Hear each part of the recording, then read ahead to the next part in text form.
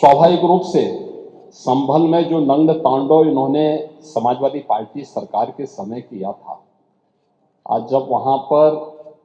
उसका शुद्धिकरण का अभियान चल रहा है, तो अगर आपको हवन डालना है तब तो ठीक बात है, लेकिन अनावश्यक रूप से हर एक जगह न्यूसेंस क्रिएट करना, अपनी नकारात्मकता से उस क्षेत्र के विकास को अवरुद्ध करना, संभल हो, बहराइच हो या गोरखपुर, समाजवादी पार्टी और लोकतंत्र ये नदी के दो अलग अलग छोर हैं। इनका अरे सुनिए ना, लोकतंत्र में कब से विश्वास हो गया है, कब से लोकतंत्र में लोगों का विश्वास हो गया, इनके मुंह से ये शब्द शोभा नहीं देते हैं। स्वाभाविक रूप से संभल में जो नंग तांडव इन्होंने समाजवादी पार्टी सरकार के समय किया था, आज जब वहां पर उसका शुद्धिकरण का अभियान चल रहा है, तो अगर आपको हवन डालना है तब तो ठीक बात है, लेकिन अनावश्यक रूप से हर एक जगह न्यूसेंस क्रिएट करना, अपनी नकारात्मकता से उस क्षेत्र के विकास को अवरुद्ध करना, संभल हो, बहराइच हो या गोरखपुर, ये समाजवादी पार्टी हर जगह यही करती है।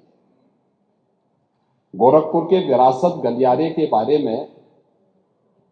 पांडे जी आप इतने वरिष्ठ हैं, लोग आपको अनावश्यक रूप से मोहरा बना करके आपके कंधे पर बंदूक रख करके, अब आपको कम से कम इस उम्र में इस बात का ध्यान रखना चाहिए कि इस उम्र में सब नहीं होने देना चाहिए, जो आपके कंधे में बंदूक रख करके निशाना साधने का प्रयास कर रहे हैं। आपके 3 दिन पहले मैं स्वयं उस विरासत गलियारे का दौरा किया था, मालूम है ना, मैं एक एक व्यापारी से बात किया था और बातचीत करके, वो गोरखपुर के सबसे पुरानी मंडी है, आप तो गोरखपुर में पढ़े भी हैं, और सबसे पुराना बाजार है, लेकिन कंजेशन होने के नाते, अवैध कब्जा होने के नाते वहां पर उस कंजेशन को दूर करके आज सड़क बनाई जा रही है। आप लोगों ने अपने समय में तो कुछ किया नहीं, वहां के मासूम बच्चे दम तोड़ते थे बीमारी से, इंसेफ्लाइटिस से 700 से लेकर 1500 बच्चों की प्रतिवर्ष मौत होती थी। आपकी विधानसभा के भी और सिद्धार्थनगर जनपद के भी सैकड़ों बच्चे मरते थे। कभी आप लोग कुछ नहीं किए, विकास के लिए आप लोग कुछ नहीं किए। अपने समय में विकास का आपका कोई एजेंडा नहीं था। और अगर भारतीय जनता पार्टी की सरकार, एनडीए की ये सरकार विकास कराना चाहती है, तो आपको इसमें भी बुरा लगता है। और वो विरासत गलियारा उसी पुराने बाजार के पुनरुद्धार करने को, जिससे वहां के, आपको मालूम है, वहीं पे गोरखपुर का घंटाघर भी है, गीता प्रेस भी उसी से सटे हुए क्षेत्र में है,